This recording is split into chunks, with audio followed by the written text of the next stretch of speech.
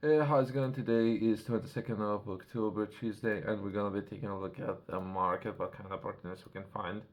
We're gonna be taking a look at government's press releases as well as what's happening in the world.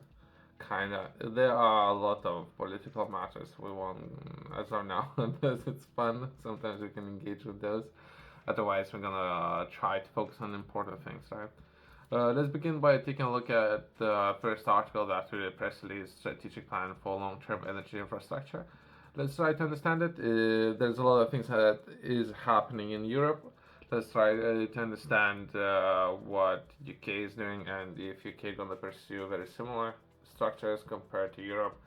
But anyway, let's try to understand the strategic spatial plan to provide blueprint for Great Britain's energy infrastructure. Something that was published today. Key points that we're going to be taking a look at in this article that we new plan to provide blueprint for Great British energy infrastructure out to 2050, providing stability for investors.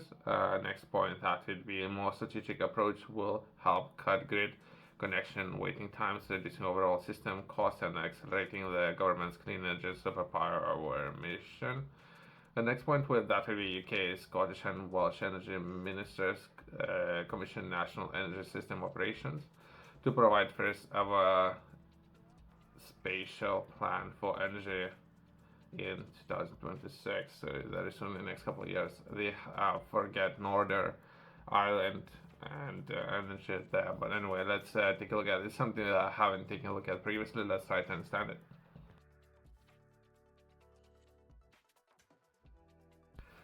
New location for new energy infrastructure will be set out in the strategic plan to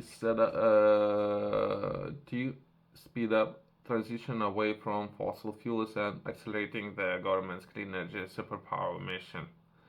I'm not necessarily agree with all the points. I'm just reading this information since government most likely is still issuing license for drilling of oil, right? So not necessarily there's a lot of contradiction going on, right?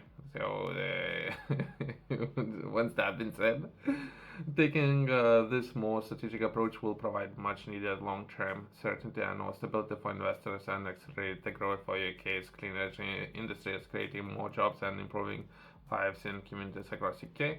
Building on the work to deliver clean power by 2030, energy ministers in the Scottish, Welsh, and UK's government has asked the newly formed National Energy System Operators to provide first ever strategic special plan for energy out to 2050 across land and sea in Great Britain. Planning of energy infrastructure this way will help to cut grid connection and waiting times, giving investors confidence on where to build and when. Potentially, if the government strategy increasing how much energy would be produced and how that energy would be produced, perhaps a lot of renewables, solar panels, all this kind of different ways, right? And more importantly, I believe it's UK's government looking to hold United Kingdom together, right? For many reasons, it seems that things begins falling apart, right? With the recent accidents.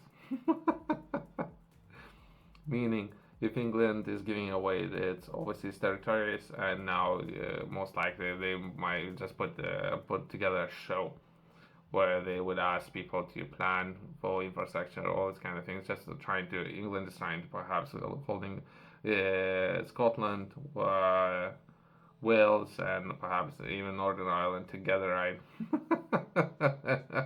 anyway, let's progress and let's take a look at the next article. It might be unless there's a way to reach out and engage with committee. Other than that, most likely it's a waste of time.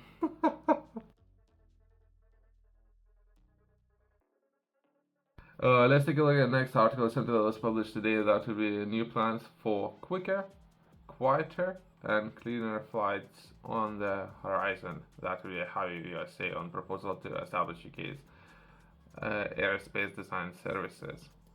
which might be very important, but I thought we can take a look at or try to understand what's happening as of now in the world. Perhaps that would be some of the planes being on fire, so perhaps that would be more of the importance compared to something that was highlighted in these plans, and that would be quicker, cleaner, and quieter. So perhaps planes not being on fire would be more of the importance.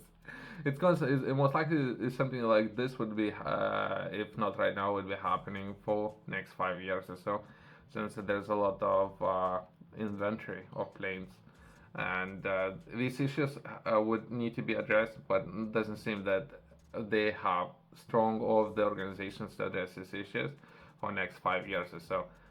That would be important, and how those planes are being let to be operated, that's a different question. And no one's talking about that, about those planes being in the air. But we're addressing quicker, quieter, and cleaner flights, right? Let's progress and let's take a look at the next article that would be proposing to create UK airspace design services. That would be overall perhaps direction where things would be moving. Announcing consultation on the creation of new UK airspace design services. Perhaps we can engage with team and see what would be important and how to address some of those challenges. Right? The Department for Transport and Civil Aviation Authority are launching consultation proposing to create of new UK airspace design services that will act as a single guiding mind for modernizing and or design of UK's airspace. Okay, okay. I don't know if we have enough time just to fit this all this information in 10 minutes, right?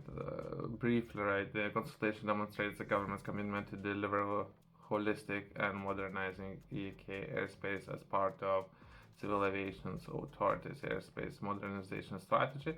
AMS vision to provide quicker, quieter, and cleaner journeys is more. I don't know. I don't know. It's within itself is a challenge, right? And so there's a standards agency, right? And the standards agency should make sure that these kind of things do not happen, right? And I don't know. That's often nobody will get injured, and so they say quicker, quieter, and cleaner, right? As well as people can engage with the organization and propose plans of how to do it, right? And let's progress to the next article. And the next article is something that will be published today. That is the Queen Elizabeth Memorial Committee engage with experts and young people across UK. And if you yourself you might be interested, you can engage. It seems there might be a lot of consultations. Perhaps you can propose and or recommend how to approach the subject. I haven't read it. It might be important. The only thing that I was taking a look at if there is a way to engage with them, and there is a email address. If you were to Google just a headline, you would be able to find the email address at the bottom of this press release. If you're interested, you can perhaps propose a project and how you can engage or manage similar initiatives. Right? What might be important is just perhaps high standards conducting business, all these kind of things that would be important, right? But perhaps this committee might might be looking for completely different things. So anyway, let's progress and let's take a look at the next article.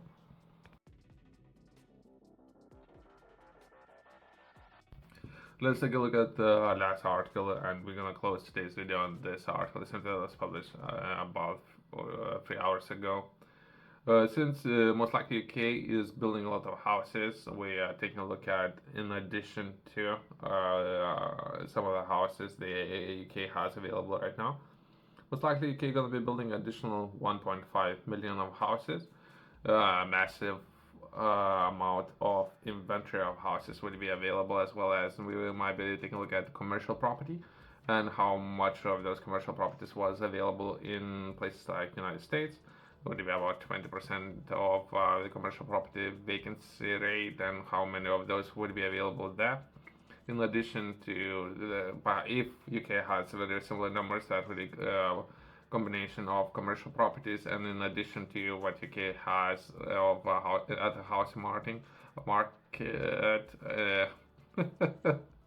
they're building additional housing, right? Well, anyway, that would be a big UK property sale to test market appetite for after Islam. I don't know.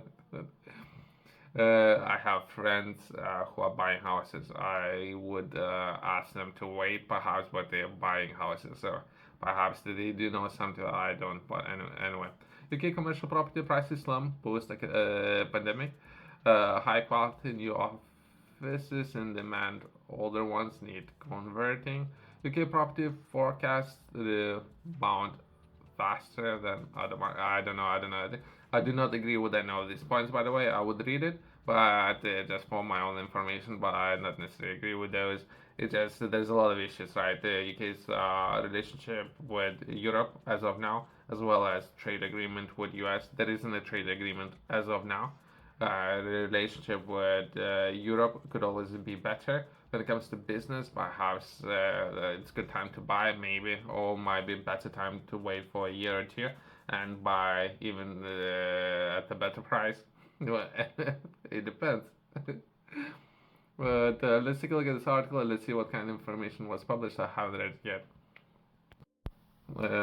Let's take a look at what this article is all about. That would be Britain's commercial property market is returning to life after a post-pandemic freeze, albeit largely at much lower prices. Okay, so there might be a lot of properties discounted, but depends again. If you look into offer perhaps legal or financial services, for example, in London and or similar areas in UK might be ideal location, but some of those locations can be Brazil, nice weather, and prices or housing over there might be way lower, right? But anyway, some big ticket office properties now on sale would show just where the markets are likely to bottom out and how risky UK deal volume will recover, especially in the hard hit offices market.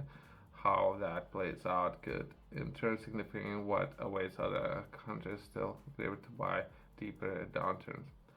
I don't know. I do not agree with most of these points since this article and all what we're gonna be taking a look at, that would be opinion.